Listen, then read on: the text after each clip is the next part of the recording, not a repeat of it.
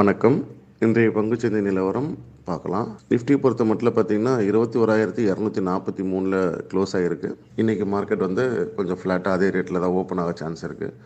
பட்டு 21,200 அப்படிங்கிறது ஒரு சப்போர்ட் லெவலாக இருக்குது. ஸோ நிஃப்டி 21,000க்கு கீழே டே கேண்டிலில் க்ளோஸ் வச்சா தான் ட்ரெண்டு மாறும்னு நான் சொல்லியிருக்கேன். ஸோ இது மாதிரி சப்போர்ட் லெவலில் ஒரு சின்ன ரிஸ்கில் ஸ்லைட் ரிஸ்கில் வாங்கியிருக்கலாம் எஸ்டர்டே கூடயும். ஸோ மார்னிங் இன்றைக்கி கூட அந்த ரேட்டில் தான் ஓப்பன் ஆகும்.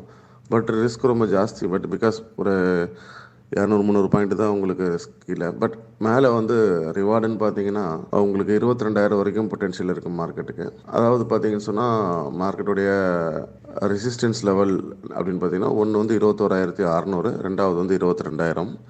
மோஸ்ட்லி 22,000 திருப்பி வந்து ரீச் ஆகலாம் நெக்ஸ்ட் மந்த்து. ஸோ மார்க்கெட் வந்து கீழே போனாலும் திரும்ப மேலே வரதுக்கான வாய்ப்புகள் அதிகமாக தான் தெரியுது. பொசிஷனலாக பார்த்தோம்னா ஒரு லாங் டேர்ம் வியூவில் பார்த்தோம் அப்படின்னு சொன்னால் நிஃப்டி வந்து 19,000 அப்படிங்கிறது ஒரு மிகப்பெரிய ஸ்ட்ராங் சப்போர்ட்டாக இருக்குது. ஸோ 19,000 அப்படிங்கிறது ஒரு மந்த்லி சப்போர்ட்டாக பார்க்கலாம். அதாவது மந்த்லி கேண்டில் 19,000 கீழே க்ளோஸ் வச்சா தான் ட்ரெண்டு மாறும் அப்படிங்கிற மாதிரி இருக்குது.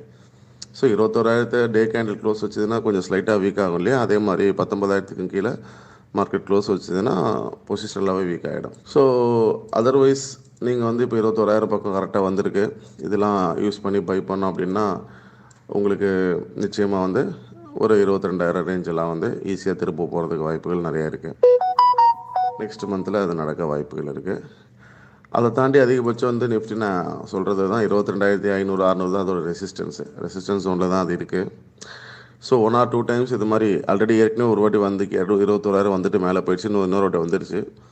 ஸோ 1 or 2 டைம்ஸு 3 டைம்ஸ் இந்த மாதிரி நடக்கும். ஸோ அப்புறமா மார்க்கெட் ஃபால் ஆக ஆரம்பிச்சிடும். திரும்பி கீழே வந்ததுன்னா ஒரு முறை. ஸோ கொஞ்சம் ஸ்ட்ரிக்டாக இப்போ கூட இந்த வாட்டி கூட நீங்கள் வித்தவுட் ஸ்டாப் லாஸ் ட்ரேட் எடுக்கவே கூடாது. ஏன்னு சொன்னால் மார்க்கெட் வந்து ஒன்ஸ் நான் சொன்ன லெவலில் உடச்சதுன்னா ட்ரெண்டு நிச்சயமாக சேஞ்ச் ஆகிடும். ஸோ 21,000 கீழே க்ளோஸ் ஆச்சுன்னா அடுத்தது அங்கே எங்கே போவோம்? 19,000 தான் போவோம். ஸோ அதனால் அதையும் நம்ம மைண்டில் வச்சுக்கிட்டு ட்ரேட் எடுக்கிறது நல்லது. நன்றி, வணக்கம்.